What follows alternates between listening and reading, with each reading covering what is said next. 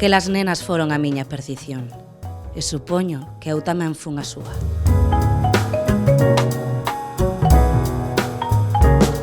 Así arranca a Soidade das nenas, na que Míriam Beizana debulla as relacións entre Emilia, Celia e MX, unha obra que tece os mundos adultos cos da infancia e adolescencia, mostrando as pegadas da soidade e do desamparo familiar e institucional. Nesta historia hai ausencias case imposíveis de superar.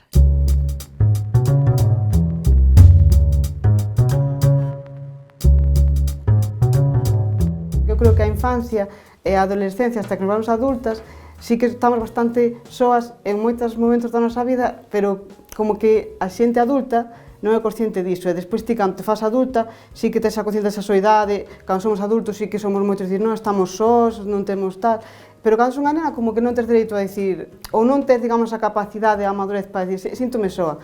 Estas nenas están evidentemente soas, tanto familiarmente, o sistema falla, e sobre todo a MX e a Celia, que tiven unha situación persoal moi dramática. Emilia, en parte, tamén ten a compañía da súa avoa e demais, pero sí que tamén arrastra unha soidade moi profunda, da que sí que penso que non é consciente hasta que é adulta. De feito, ao longo da novela tampouco é que se fale en concreto deso. Está no título, pero despois non é un análise que se faga como que se dá por feito ou se mostra máis ben que se explica.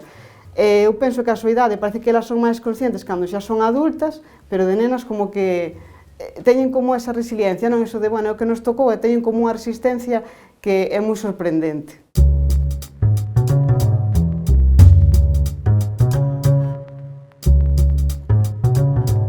Sí que me din conta de que ao facer a estrutura así quebrada, tan un pouco caótica, que lle daba moito máis sentido a todo, que lle daba como un peso, porque ao final, cando as protagonistas están vivindo no presente, todo o que son e o que lles pasa no presente é unha materialización do pasado.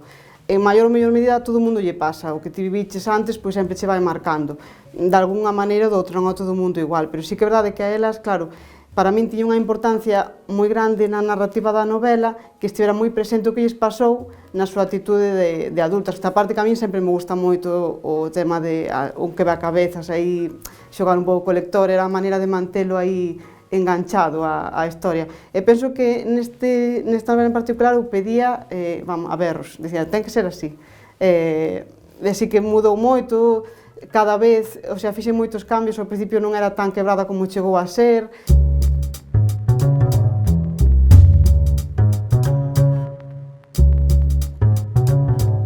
É o máis importante para min, de feito, os personaxes femininos son os que máis forza teñen. Claro, é unha perspectiva que eu vivín, entonces para min é moito máis sinxelo analizar isto, profundizar niso, que a mellor facernos de un enfoque como distante, como se non importara. Si que tampouco é que eu teña unha intención de dicir, bueno, a facer feminista que se note, senón que simplemente pois hai así porque é unha loita que ve intrínseca nas súas vidas por ser o que son.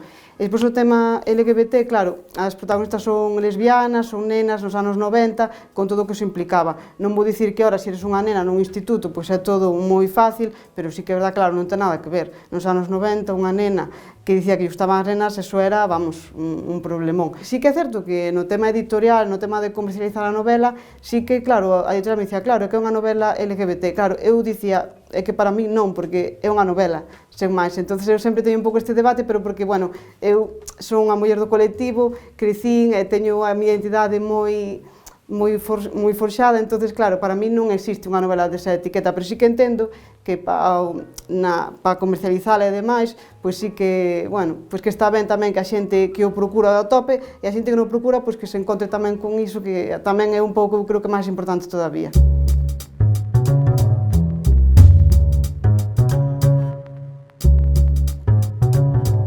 Pois a verdade é que estou moi contenta, fui un pouco como nas películas, eu andaba aí botando sementes por aí a ver o que saía, e nada, chamaronme de Xerais, un día destes que chaman todo desconocido, non o colles porque te pensas que é un spam, e nada, ao final, bueno, unhas conversas, cafés, moi ben, moi bonito, trataronme con moito cariño, con moita ilusión, respectaron un montón a identidade da novela, o xenérico feminino, por exemplo, que non está contemplado ni na RAI ni na RAC, pero bueno, é un pouco que me deixaron e, non sei, a mí encantoume, estou encantada co equipo, con Fran, con Ramón, con Sara, con María, bueno, estou encantada, a experiencia, vamos, non pode ser mellor, e, home, eu espero que sí, que haxa máis, espero que sí.